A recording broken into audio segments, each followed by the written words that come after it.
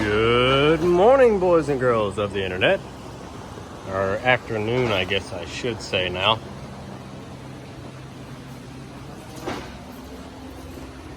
So what you're looking at is a Ford Ranger.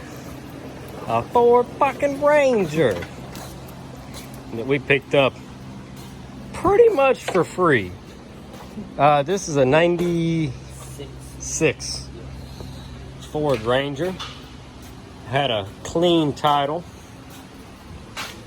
bunch of extra wheels, got the 2300 4-banger in it. The interior is rougher than a night in Mexican jail. 175,000 miles on the clock. It is an automatic, and it's pretty rough on the inside, but these trucks litter junkyards, so we should be able to get us another set of seats, or maybe some Explorer bucket seats to put in it, door cards. Since it's got manual windows, all this stuff will be very easy to find. These are literally everywhere. And the truck came to us. It wouldn't run, and like I said, we picked it up the way you see it. And like I said, it's about pretty much free. There's no converter on it anymore. It's gone. And lots of new parts. Lots of new parts. We're about to spin the motor over. We got us a battery stuck down in here, but supposedly it just won't run. But that water pump is awfully new. These coil packs are fairly new. There is a new intake manifold gasket, a new valve cover gasket, a new exhaust manifold gasket, a new radiator. These are new spark plug wires. All this probably done within the last 6 months to a year. But the truck, the ignition switch is broke, so you have to start it with the little box from the column. And I have a clean title for this truck. So I've already got the other 96 or 95 Ranger, the green one that I bought for my granddad. I'm still driving it. You guys asked about it in the scrap video. He's got my Acura RL, and I've got the Ranger for about a year now. And then we've got this one. So this might be our new wood hauler truck. This might be the firewood hauling truck for the winter.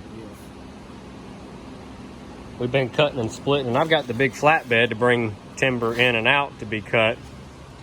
But to deliver firewood that we sell, you buy a cheap little beater Ranger. It's a 4-banger and it's an auto, but shoot, who cares? It's pretty much free, so Anybody can drive it. and anybody can drive this thing. And it don't matter if you get it banged up or dented up or run it through the woods and smack a tree with it. It was a free truck. So, and they don't hold a whole lot of firewood, but you can get a piece of the wood, put down in here, and build you a stake side for it, or even get metal and make some metal posts. I can have Dylan weld them up, bring it up even with the cab, and put some mesh across this to keep you from busting your window out, and then you can pile firewood way up high and really overload this poor little truck. But jump in there and spin the motor over. We also put Mustang wheels on. Yeah, so the wheels that were on it are in the bed, and they were all flat and ruined, and we had these set of Mustang wheels off of 04 Ford Mustang wheels. 04 Ford Mustang wheels that we took off a car we scrapped the other week. I just realized all the air box is gone. Yeah, go ahead.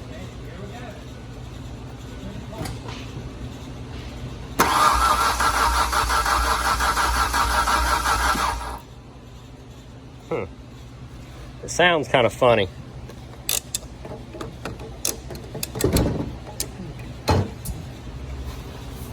Did the fuel gauge move?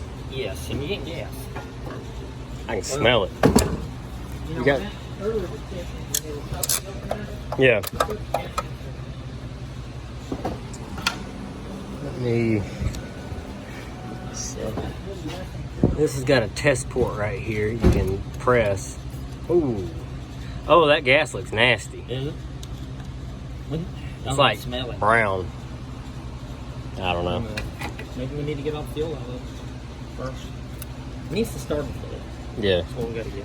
Let's find some starting fluid and see if it'll pop off. All right, we'll be back in a second. All right. You had to pull the power steering off. Do we have the tool here? No, tell me you got to pull the whole bracket. Oh, okay. We can slip it off. All right, so what we've done so far is we pulled the fan and the water pump pulley and loosened the serpentine belt.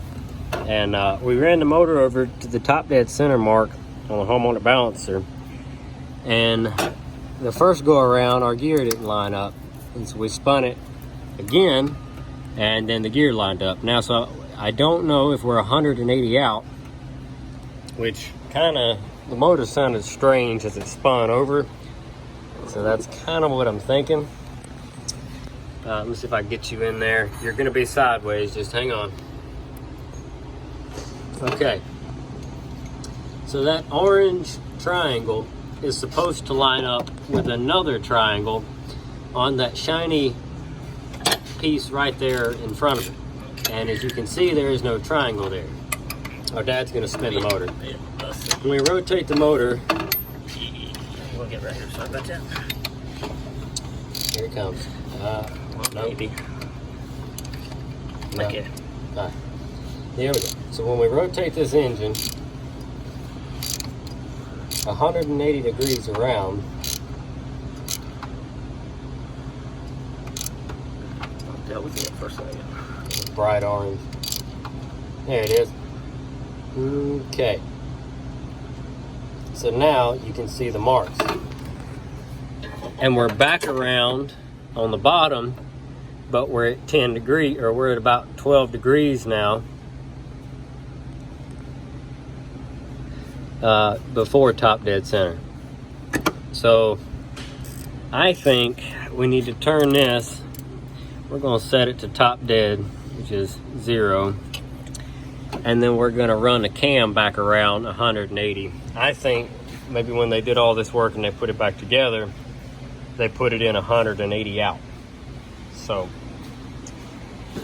to get this timing cover off on these later 23s, you've got to pull the bracket right here that holds the compressor and your power steering pump, because the tensioner overlaps the front. And then of course you pull your harmonic balancer off, and then the whole cover slides off. And if you wanted to, you can put it back on without this cover. Been there, done that. Makes changing timing belts on the fly a cinch. But first, let's just get it apart and see what it's looking like in there. Alrighty, she's undone. So the timing cover comes off without pulling the harmonic balancer. Did we have to do that on my Mustang? I thought the Mustang I had to pull the harmonic balancer. You got a stripper motor, right? Yeah. You probably do. You might have to on it. But I was thinking all like, yeah. I was positive I had to pull my whole cover off. But either way. Oh, you know why? You have to pull it harmonic balancer to put the timing belt on, because you can't slip it around. Oh, that's what it was. Okay, so this is on, and if you get right down in here, you can see the edge of the blue lines on a new Felpro head gasket. So somebody's definitely been in here. I think it might be a new harmonic balancer. Somebody's been in this truck Yeah. within the last year. Guaranteed. Yeah, it's awfully shiny on that harmonic balancer. Like they pulled it off to put a head on it. And do these do the rubber dampeners too that go bad? Let's see. Yeah. Right there. Yep. Okay. So folks, now we're going to loosen our tensioners up. We're going to spin this thing back around 180. 15, 8. And we're going to change this timing. And then we're going to try to fire it up. So let's get it done. All right. We loosened everything up. And I spun it 180 around. Set it back into time. Got our tensioner and stuff back on there. Belt's got pretty decent tension on there. Enough for us to figure out if it's going to breathe to life or if we've got a cylinder head issue. Okay. And Try it now. all right, I guess give it a whirl. It'll either work or it won't.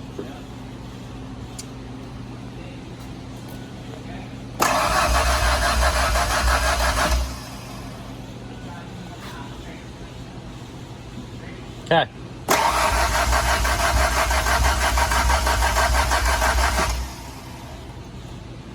Sounds better.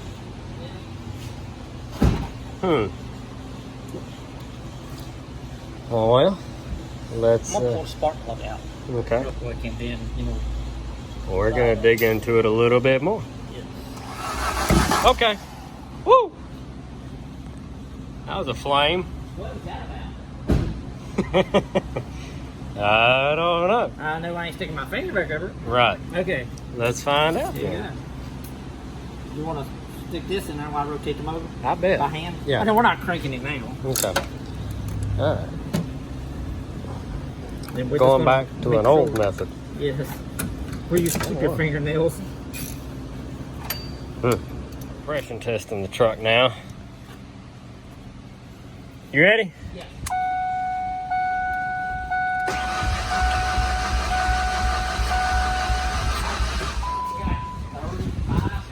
Let me see it. Yeah. Let me show the You can see through internet. this lens. It's got something on it. Yeah. That's 30. That's 60, and we're somewhere between. I don't think it's gonna come. I think some kind of Yeah. So it looks like the head is gone, or the gasket won, I think it's probably got a cracked head. or a cracked head. You think? Mm-hmm. That's all right. You still have nothing in it. We've got nothing in this truck, so we could either go a couple routes. We can pull this cylinder head, have it checked, decked, and machined, which would cost money, or we could go to the pull apart and get a head, and it would cost us $30 for a used cylinder head. That's with yours truly pulling it off. They don't pull them. Or a friend of mine has a motor. It's an older motor, which I don't know if it would work. He's got a whole motor for $100. Let's put a whole motor for $140. But this bottom end's only got 170,000. I think we need to try to source a cylinder head. So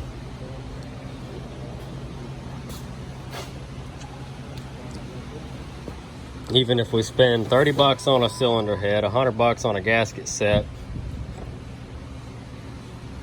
I still think it'd be worth it. It's a free truck. Not a bad looking truck.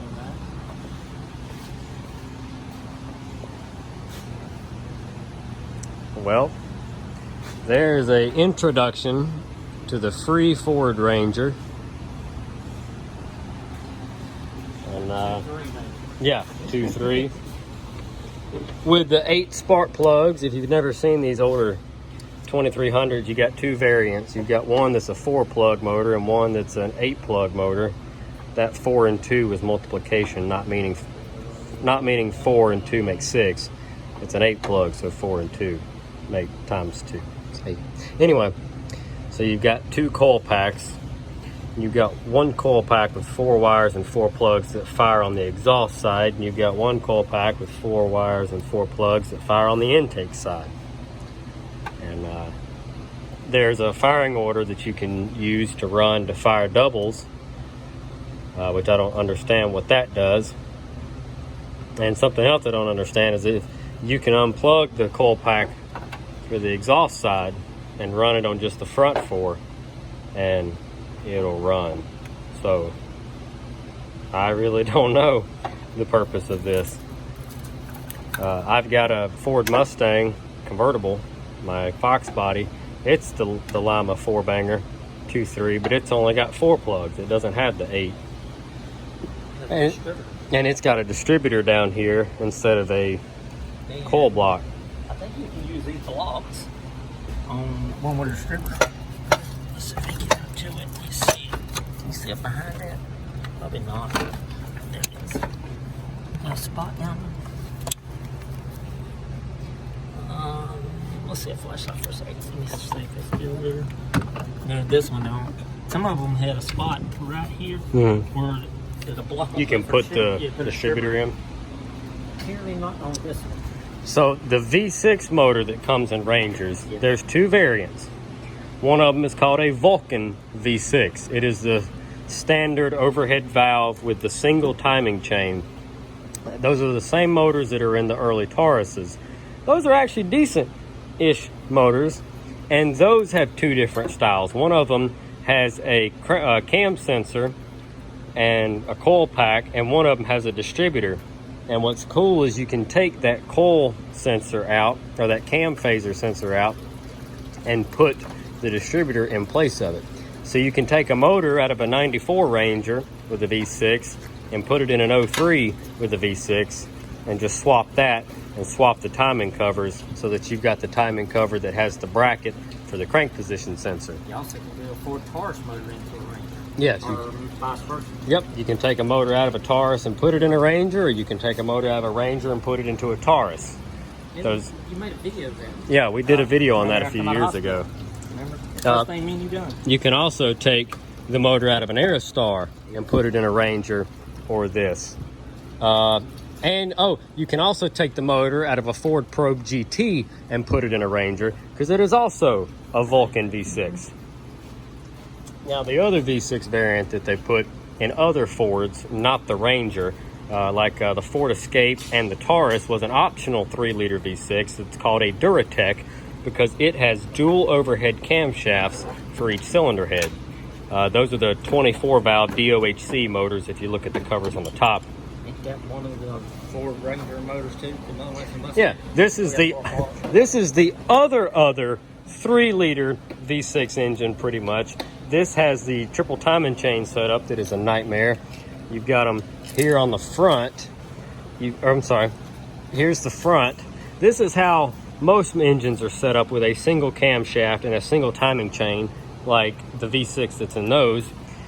But then you've got this secondary chain that goes up to run the driver's side cylinder head, so it essentially uses this cam as a jack shaft. And then on the back of the engine, there's the camshaft and the third chain that runs the passenger side cylinder head. And that's why it's the triple timing chain, and they're crap. This is horrible. This is a just shit-ass design. And they're very, very common to fail. The tensioners wear out and these motors rattle. And there's always that one guy in the comments section who's like, I had one of those triple timing chain motors that went 1,000,000 miles and I drove it for 4 months and it was awesome. Congratulations. The rest of the real world doesn't have good luck with these timing chains, and or the transmissions, because they're a sealed unit, and we see 1,000,000 of these things, and we've done 1,000,000 of these things, and I'm tired of them. This one's actually one that goes in a Mustang, but this is the I think I said 3-liter earlier. I meant the 4-liter. There's 2 4-liters and 2 3-liters. Yes. And you've got, I said it backwards, because you've got 1 4-liter with the single timing chain that's mint that can also come in the Rangers, and then you've got this variant with the triple timing chains that's just not a fan. But anyway, yes. Enough rambling. There's our free Ford Ranger pickup truck with no compression, and now it is time, and he's checking on a cylinder head, and we're gonna put a bow on this video and wrap it up. And we thank you guys for watching. Drop a comment down below. Let us know what you think about our free Ford Ranger. And that's going to be that. We will catch you folks in the next video on the free Ford Ranger. I'm ready to go home. We will catch you in the next one. Thanks for watching.